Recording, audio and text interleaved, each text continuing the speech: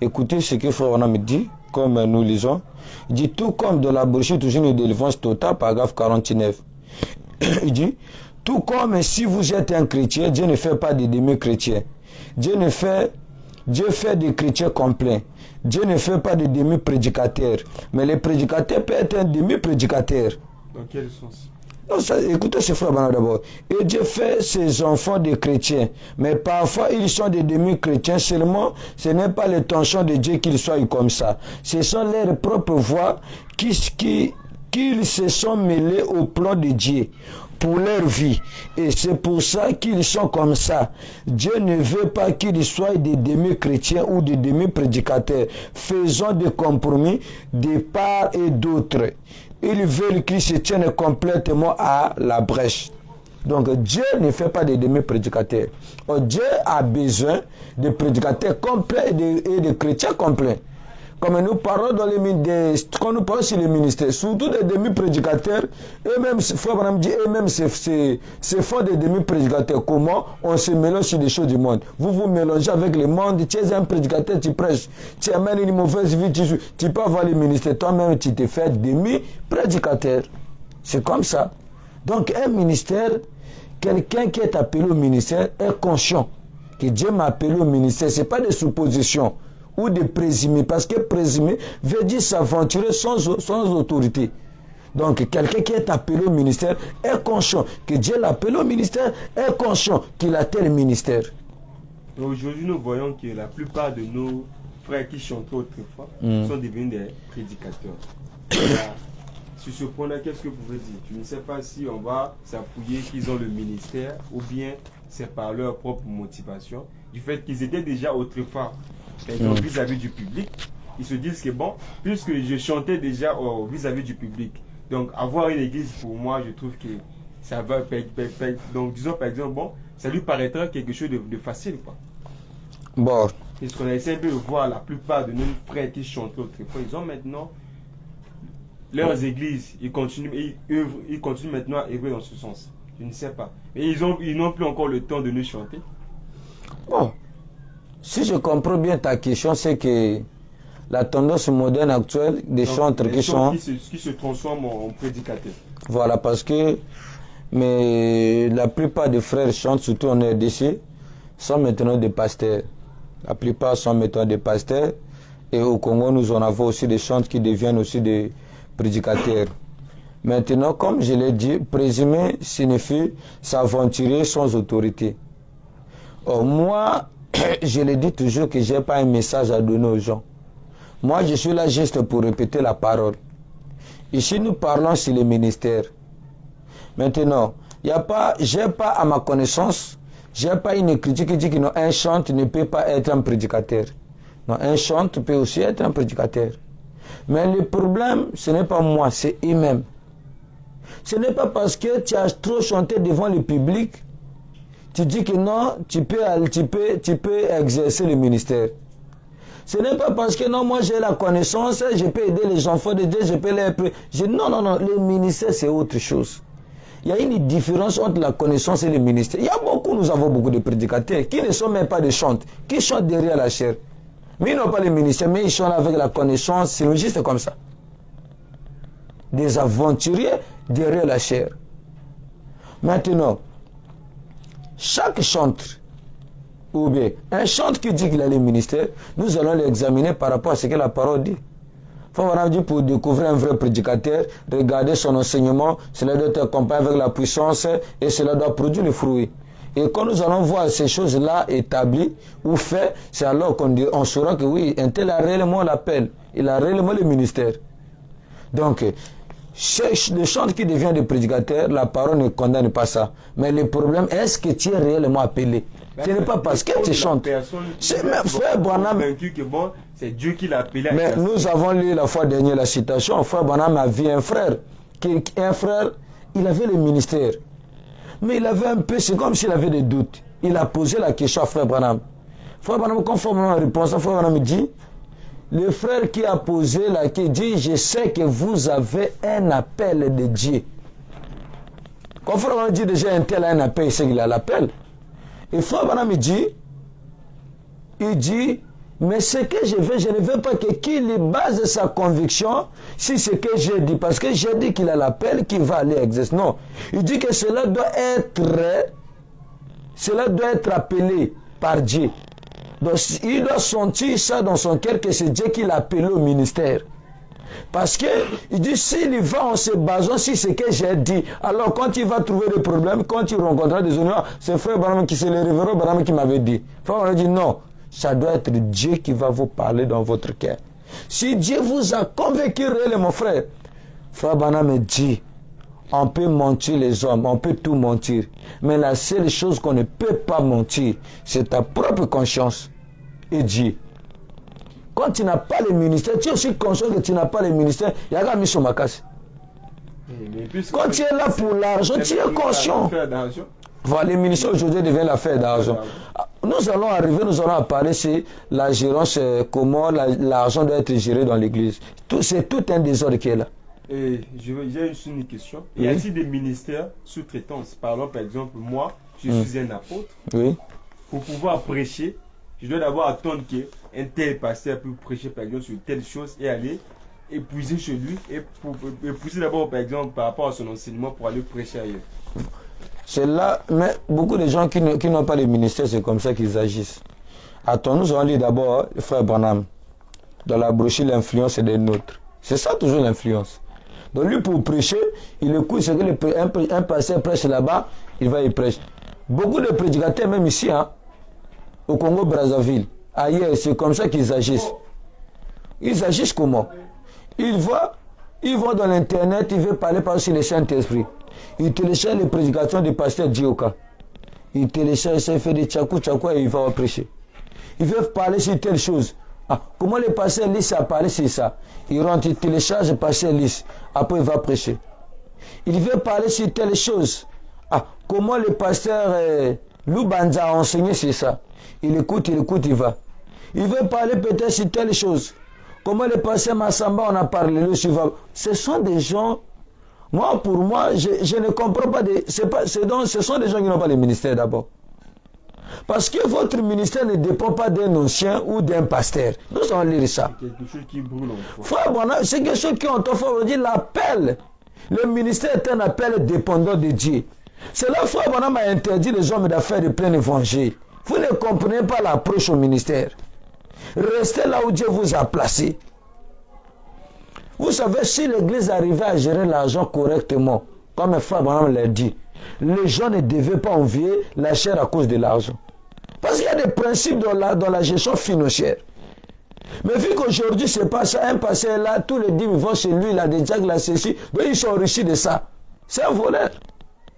Mais si on appliquait la gérance financière de l'argent, comme Branham l'a dit, qu'on utilise les dîmes comme Branham l'a dit, les offrandes comme Branham l'a dit, frère, beaucoup de gens ne devaient pas envier la chair pour l'argent. Écoutez, frère Branham, ce qu'il dit, paragraphe 72, l'influence de notre prêcher, le 13 et 10 mois 1962. Et je leur ai dit, frère, il y a quelque chose qui ne va pas. Vous êtes des hommes d'affaires. Premièrement, vous ne comprenez pas l'approche. Vous ne comprenez pas l'approche du ministère. Parce que le ministère est un don dépendant d'un appel de Dieu. Dieu a placé dans l'église premièrement des apôtres, des prophètes, pour les docteurs, les évangélistes, les pasteurs. Dieu les a placés pour le perfectionnement de l'église. Les hommes d'affaires devaient témoigner. Les femmes de ménagères, peu importe si vous êtes la bonne chez quelqu'un, témoignez. Vous voyez? Frère Branham dit le ministère est un appel dépendant de Dieu. Dieu vous appelait pas pour dépendre d'un ancien. C'est ce qu'il a fait aujourd'hui. Que non, un prédicateur qui commence, donc il doit aller s'asseoir sur un ancien. Non. Dieu fait des choses comme il veut. Frère, le ministère n'est pas un appel dépendant d'un ancien ou d'un pasteur. Dieu vous appelle, il vous envoie d'aller quelque part commencer les frères. Allez faire si c'est Dieu qui vous a envoyé.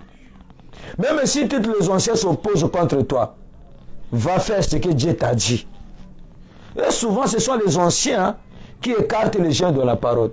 Regardez, Dieu envoie un jeune prophète. Dieu envoie un jeune prophète aller dans telle ville, prêche, présente la parole. Il dit, ne mange pas, ne dors pas là-bas, à ton retour, ne prenne pas tel chemin. Mais il y a un ancien, un vrai prophète de Dieu, envoyé par Dieu, venu dire aux jeunes, non, le même Dieu m'a vu. Il m'a dit, tu dois manger, tu dois... Non, demain, il a regardé, vu que c'était un ancien qui parlait. Ah, et alors il est tombé et Dieu l'a tué. Quand Dieu vous parle, frère Branham dit, quand Dieu vous parle quelque chose, il dit, peu importe ce qu'un prophète, qui que ce soit, peut dire, vous restez à ce que la parole dit. Et Dieu, quand il t'appelle au ministère, oui, il te prépare déjà face à ces voilà. Maintenant, ceux qui sont là, ils sont influencés par des anciens, par des ceci. Je ne sais pas comment on les a appelés. Je ne sais pas qui. Si c'est un ancien qui t'a appelé au ministère, oui, dépend de lui, c'est normal. Mais si c'est Dieu, votre ministère dépend de Dieu. Parce qu'il faut vraiment dire que le ministère est un appel dépendant de Dieu, pas d'un pasteur. Moi, mon pasteur, c'est le pasteur Sylvain. C'est lui qui est mon pasteur actuel. Mais mon ministère ne dépend pas de lui. Ce n'est pas lui de me dire, Malachi prêche telle chose. Là, je l'ai dit clair. Et lui-même, il est conscient. Dernièrement, j'étais en conversation même avec lui. Il me disait, dis Malachi, toi, ce que tu prêches, toi, tu ne rendras pas contre moi, mais tu rendras contre Dieu. J'ai aimé ça. C'est ce que mon propre pasteur m'a dit. Il dit que Malachi, ce que tu prêches, tu rendras contre Dieu. Pas même chez moi, pas à qui que ce soit. Et mais quand il me dit ça, ça me donne encore l'énergie. Ça me donne encore la force de persévérer, de prêcher mes convictions, tout ce que je pense être vrai. Frère, les gens disent que non, frère, je préfère prêcher la vérité et dormir en famille. Frère, les gens m'en font, cela est devenu un slogan. Mais c'est ça, parler de la chose et vivre la chose, c'est deux choses différentes. Bon, moi, j'ai adopté de manière compliquée. Peu importe ce qu'un pasteur peut prêcher, même que ce soit chez moi ou ailleurs. Tu prêches, je prends note. Si je vérifie dans la pratique, si dans la pratique c'est une autre chose, je ne prends pas. Beaucoup des églises disent Branham ou rien. Mais ce sont leurs avis qui comptent que le message. Regardez comment ils placent l'ordre de l'église. Frère Branham a placé l'ordre. Frère, si vous n'êtes pas en mesure de placer l'ordre, ne placez pas encore l'ordre. Au lieu de fabriquer l'ordre provisoire, et vous dites que vous êtes des apôtres, ça c'est quel apostolat? Un apôtre entouré du désordre, c'est quel apostolat? Frère, tu peux être tout, mais sauf un apôtre. Un docteur qui ne connaît pas enseigner. Frère, quand Dieu vous appelle, il a dit ici, il met quelque chose, il met ce qu'il faut pour enseigner. Parce qu'il vous appelle à être docteur. Et vous êtes conscientieux. Et votre vie, c'est un enseignement. Parce que votre constitution, c'est ça. Vous êtes conscientieux docteur. Et vous voyez quelqu'un qui se hasarde comme ça, il est là, il commence à prêcher, 2 jours, non, vraiment je suis un docteur. Il y a d'autres même qui n'ont même pas encore commencé à prêcher. Mais ils disent déjà que c'est des docteurs déjà. Je dis frère, moi quand j'aurai le ministère, moi je serai déjà un docteur. Regardez-moi un convoiteur du ministère. Le ministère, on ne choisit pas le ministère. Moi je suis venu. Vous savez, moi, quand j'ai commencé à prêcher, moi j'aimais le ministère d'un docteur. J'aimais le doctorat. Mais j'ai vu ce que Dieu m'a appelé à faire. Dieu ne m'a pas appelé à être un docteur. Il m'a donné notre ministère. Et maintenant, si je crois avoir tel ministère, les gens ne me croiront pas parce que j'ai dit que j'ai tel ministère. Mais les gens croiront quand ils verront ce que la parole dit de tel ministère en moi. C'est alors les gens vont confirmer. Tu nous dis que tu es un docteur ou quand tu es dans la chair. On te va embrayer à jamais. Quel est docteur? C'est un convoiteur. Tu es un évangéliste. Même les gens, il y a même des gens, surtout ceux qui n'ont pas le ministère, à des fois, ils deviennent des évangélistes. Frère, ce n'est pas que non, parce que je dis que je suis un apôtre, dans comme on a fabriqué qui sérieux. Ça n'existe pas. Donc, frère, ils exagèrent même dans les séries. Frère, moi je suis un apôtre. J'aime pas les désordres. Frère, des frères et des sœurs ne doivent pas s'asseoir ensemble. Ils pensent que je sais être apôtre. Tu fabriques tes lois, tu penses que je sais être un apôtre. Et souvent, les gens qui ont le ministère d'apostolat, s'ils ne comprennent pas l'efficacité de la parole, c'est eux qui mettent des credos, des dogmes. Ce sont eux souvent. Parce que dans leur nature, ils sont conscients que les choses marchent en ordre. Mais s'ils ne comprennent pas s'ils ne sont pas nés de nouveau. Pourquoi? Parce que la nouvelle naissance, c'est la compréhension aussi des Écritures. S'ils ne sont pas nés de nouveau pour comprendre que c'est la parole de Dieu qui pourra amener les gens à être en ordre avec Dieu, c'est la parole de Dieu qui pourra amener les gens à vivre la parole, alors souvent, vu qu'ils ne veulent pas que les gens rentrent dans le désordre, ils établissent maintenant des lois. Frère, chez moi, les fréquentations doivent arrêter à tel heure. Bon, l'écriture. Frère, chez moi, dans des fiançailles, vous devez être comme ça. Où est l'écriture? Vous voyez? Des prédicateurs prêchent des choses, mais dans la pratique, c'est pas ça. Ils prêchent des choses, dans la pratique, c'est pas ça. Et vous voulez qu'on puisse croire comme ça? On ne croira pas. Tu dis que tu es un apôtre, on veut aussi voir l'apostolat en toi. Dans tes conversations, nous voulons voir l'apostolat. Dans ton habillement, nous voulons voir aussi l'apostolat. Dans tes langages, nous voulons voir aussi l'apostolat. Dans ta maison, nous voulons voir aussi l'apostolat. Dans ta famille, là où tu es, nous voulons voir aussi l'apostolat. Donc tu n'es pas apôtre pour nous flatter. Tu n'es pas un docteur pour nous flatter. Ne confondez pas si tu es enseignant à l'école, mais tu es un doc à l'université, que tu es à le ministère de docteur.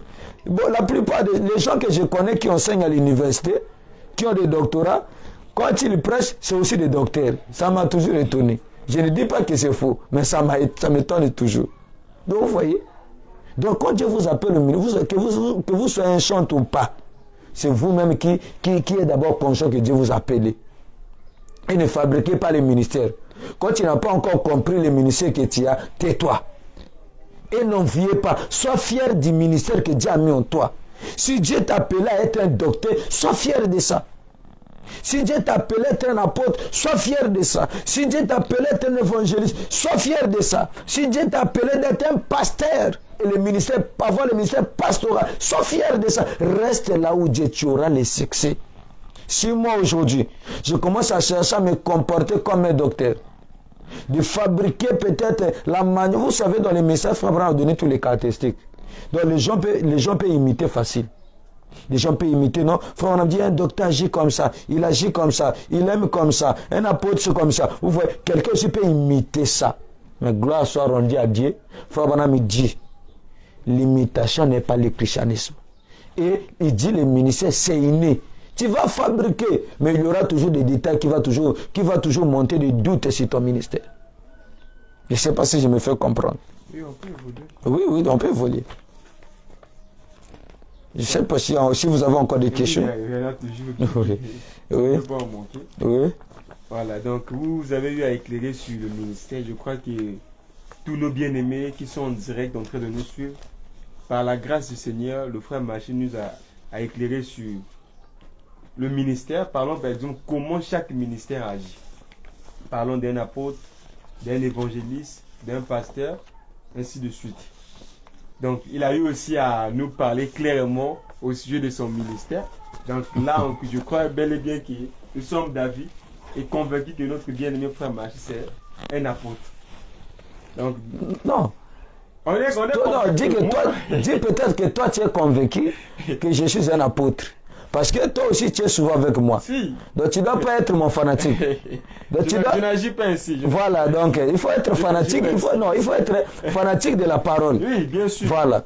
Quand tu me vois, non, frère Malachi, mais toi tu agis comme ça, tu te comportes comme ça. Un apôtre c'est comme ça. Mais ça c'est quel apôtre? Il vient nous éclairer pour nous donner au moins l'idée comment caractériser chaque ministère. Voilà. Alors, je crois bien que par rapport à cette émission, même moi aussi, j'ai été vraiment bien éclairé sur certaines choses. Vous avez compris votre nature déjà. Bien sûr. Voilà. Donc là, en tout cas, même à ma nature, ça concorde par rapport à ce que Abraham a dit. Ma nature, par exemple, pastorale, bien que je ne suis pas un pasteur.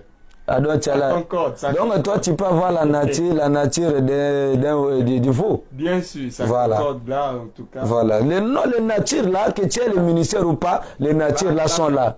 Maintenant, quand Dieu t'appelle au ministère, c'est en fonction de ta nature. Moi, il ne peut pas être là. Non. Moi, exemple, je suis colérique, je ne supporte pas ceci. On peut, non. Aujourd'hui, nous voyons quelqu'un, j'ai vu moi-même personnel. Comme on le dit toujours, on ne peut pas citer les noms des gens. J'ai vu ça personnel. Quelqu'un qui dit que c'est un pasteur, il a le ministère pastoral. Frère, un brebis vient confesser quelque chose, veut te soumettre quelque chose, tu prends ça, tu l'exposes, tu viens prêcher ça à la chair. Moi, je ne comprends pas. Frère, vous savez, gérer une église, c'est une responsabilité très, très, très forte. Et ça vous apprend beaucoup de choses. Ça vous enseigne beaucoup de choses. Ça élargit votre manière de penser. Parce que vous aurez des problèmes quand vous allez affronter, des choses que vous allez faire. Il y aura des gens qui viendront vous voir pour vous exposer leurs problèmes par rapport à la confiance qu'ils mettent vers vous. Frère, c'est pas facile. C'est pour ça qu'il faut être réellement appelé. Un apôtre peut jouer la fonction d'un pasteur. Ça ne veut pas dire non, parce que non, moi je n'ai pas le ministère pastoral, vu que je suis un apôtre, donc si j'écoute des choses, je peux pour moi avouer, on comprend, non, tu es un bon Dieu. Et tant qu'un conducteur, Dieu t'appelle, Dieu t'équipe. C'est comme frère Bonhomme dit que non, un apôtre, c'est un homme spécial, c'est un envoyé de Dieu. Est-ce que cela veut dire que non, donc un évangéliste, ce n'est pas un envoyé? Tous sont des envoyés de Dieu. Frère Bonhomme les appelle, ce sont des hommes spéciaux dans leur domaine. Domaine. C'est pour cela, frère, si tu ne connais pas les ministères que tu as, tu seras dans les désordres. Merci, mon bien-aimé. Tu seras un convoiteur des ministres, un convoiteur ministériel. Nous sommes en direct. Oui. Puisqu'il y a des choses, tout comme le messager lui a parlé. Oui. Dans chaque chose, on doit tester le motif et l'objectif. Voilà. Donc, je vais vous poser une question. Oui. Et cette question-là, la réponse que vous allez nous donner, ça va nous aider pour mieux encore avancer sur notre compte Facebook, notre chaîne est là. Oui. Quel est le motif et votre objectif que vous poursuivez lorsque nous passons sur par exemple, en direct comme ça? Le motif d'abord, c'est quoi? Voilà. Comme vous avez dit au début, frère, ça va nous aider pour mieux avancer. Voilà. Ils sont en direct en train de nous suivre. Ils doivent connaître le motif que mon bien-aimé frère Marché a et ce qu'il veut atteindre maintenant comme objectif. Oui. Frère Bana me dit, je vais lire d'abord une citation ici pour répondre à cette question. J'avais prévu une citation aussi qui va un peu dans le sens là, c'est comme si bon, Dieu lui-même savait. Je ne m'attendais pas à cette question sur la chaîne. Je ne m'attendais même pas que vous deviez me poser quel est le ministère que j'ai. Non. Donc, comme d'autres, parce qu'il y a des gens qui font semblant. Moi, s'il y a quelque chose que je n'aime pas, depuis que j'ai écrit les messages, c'est de faire semblant. Donc vraiment, je me force. Bon, là, je ne me force pas. Cela est devenu déjà... J'aime au moins être ce que je suis. C'est comme ça que j'aime. Donc j'aime être ce que Dieu a fait de moi. J'aime manifester ce que Dieu a mis en moi. Maintenant, comme par rapport à ce que tu as dit, d'abord pour voir notre chaîne, on a ouvert notre chaîne parce que on n'a pas ouvert ça pour se faire voir ou bien qu'on découvre un ministère quelque part, non. Ou bien pour une raison de la popularité, non. Quand on a ouvert notre chaîne YouTube d'abord, là-bas on a écrit parce qu'on demande le but. C'était pour ouvrir et éclairer les yeux des croyants, les yeux des gens par les messages. Et notre chaîne encore est appelée Anti-Credo et Dogme. Donc le but c'est pour ouvrir les yeux des gens par les messages. Donc c'est le message, donc grâce au message de Frère Branham, nous diffusons cela ici pour que ça puisse bénir, édifier, ouvrir les yeux des gens. Parce que si on commence à le faire pour les motiver, pour les faire voir, parce que ça aussi c'est une tentation. Bien sûr. Beaucoup de prédicateurs commencent comme ça. Il y a vraiment plein de vues. Et voilà. Maintenant, quand beaucoup de gens commencent comme ça, après un moment, ils se pervertent. Frère, on a me dit. Là, nous sommes encore sur l'effet de commencement. Oui. Dans 2 matins, on aura encore plein de gens qui vont nous suivre en direct. Donc, on doit rester dans le motif et l'objectif. Voilà. Frère, on a me dit, le grand attaque, deuxième attaque que le diable avait attaqué Jésus, c'est la montagne de Transfiguration. Dans la brochure, c'est comment puis-je vaincre. Paragraphe, j'ai lu paragraphe 119 et 131. Frère, on a me dit, il dit, le grand attaque suivant qu'il mena contre lui, c'était pour lui amener à faire le mativi. Et ça, c'est toute une tentation pour les serviteurs de Dieu. Faire le mativi, montrer aux autres ce qu'on sait faire. Gloire à Dieu. Alléluia. Je suis un libérateur. Je suis quelqu'un. Tout ça. Voyez. 130 fois, un vrai serviteur de Dieu ne fait jamais ça. Quand vous voyez un homme qui cherche à se mettre en avant, qui bombe les torses de tout, souvenez-vous bien de ceci. Il y a quelque chose qui cloche. Non, Dieu ne veut pas ça. Jésus a donné l'exemple. Il aurait pu faire ça, bien sûr qu'il aurait pu le faire. Mais il ne l'a pas fait. Aucun serviteur de Dieu ne cherche à se faire valoir, à se montrer, à utiliser la puissance de Dieu pour montrer qu'il est supérieur à quelqu'un d'autre. Vous voyez, la tentation, la tentation souvent près des hommes et de Dieu, c'est le martyr, faire montrer qu'on non. On n'est pas ici pour montrer qu'on connaît plus que les autres. Non, on n'est pas ici pour montrer que non, nous on a la connaissance plus que les autres. Non, on est là pour diffuser cette parole. Parce qu'il y a tout moyen, à toute occasion favorable à porter la parole. Favorable et défavorable, apporter la parole. Quand nous trouvons l'opportunité d'apporter la parole, nous apportons cela et cela édifie, ouvre aussi les yeux des enfants de Dieu, et parce que ce message c'est un collier. Bien sûr. C'est un collier qui ouvre les yeux. Quand nous le présentons clairement, quand nous le présentons rapidement, et cela édifie et délivre les enfants de Dieu. Donc, on est là, comme tu as dit, que c'est le faible commencement. Nous prions Dieu, que Dieu nous garde à avancer toujours avec cette allure. Avancer tout. Oui, parce qu'on avait lu la fois dernière, il y a une citation, frère Abraham dit, les gens font le compromis avec leurs convictions. Parce que là, nous parlons sur la conviction. Il arrivera un moment, sera proposé par l'argent, par ceci, par des femmes, pour sortir du chemin. Mais notre prière, comme Frère Branham avait fait la prière, que Dieu nous garde à ne pas faire la compromis. C'est notre propre conviction. Écoutez Frère Branham. Frère Branham il dit, j'espère à ne vexer personne. Dans la brochure, attends, c'est quelle brochure? La foi de Moïse, par la foi Moïse, paragraphe 86. J'espère de ne vexer personne, mais telle a été la position de trop de prédicateurs. Faire des compromis sur l'évangile, pensant en tirer de l'argent. Vous voyez encore là. Là, on va en parler un jour. Un gagne-pain dit, j'aimerais mieux vivre sur une terre, desséchée, me nourrir, boire au ruisseau et me nourrir de craquer plutôt que de faire un compromis sur ma conviction. Ma foi en la parole de Dieu vivant, je prendrai ce chemin. Donc nous, ça aussi c'est notre prière. Que Dieu nous garde à avancer, à ne pas faire un compromis. C'est notre propre conviction. Aujourd'hui, nous avons la conviction. Nous pouvons dénoncer tout ce qu'il faut. Nous avons vu aussi les gens dénoncer ce qui sont faux et eux-mêmes se retrouvent encore dans le faux. Maintenant, notre prière, nous prions que Dieu nous aide à continuer et à persévérer. Frère, si Dieu ne nous aide pas, nous-mêmes, on va s'écarter un jour. Voilà. Donc, nous sommes rien. Nous sommes juste des hommes. Aujourd'hui, nous parlons de Dieu. Demain, on peut se retrouver dans le monde si Dieu nous quitte. Mais notre prière que Dieu nous garde de persévérer toujours avec dans la parole. Et ceux qui nous suivent aussi, priez pour nous, que Dieu nous soutienne à avancer afin que nous puissions propager cette vérité. Parce que la Bible dit, Jésus a dit, vous connaîtrez la vérité et la vérité vous affranchira. Or, la vérité, c'est le message de l'air. Une fois que vous reconnaissez, vous connaissez ce message et qui est la vérité, ce message va vous affranchir, ce message va nous affranchir. C'est toute chose. Merci. Oui. Là, vous avez bien vu que mon bien-aimé frère Malachi a eu à donner d'abord le motif et l'objectif pour lequel nous sommes ici. Nous sommes là pour pouvoir aider le peuple de Dieu, tout en sachant que nous vivons dans un monde vraiment ténébreux et nous sommes si proches de la venue du Seigneur. Voilà pourquoi Dieu multiplie des moyens pour pouvoir éveiller ses enfants afin de retourner sur le droit chemin.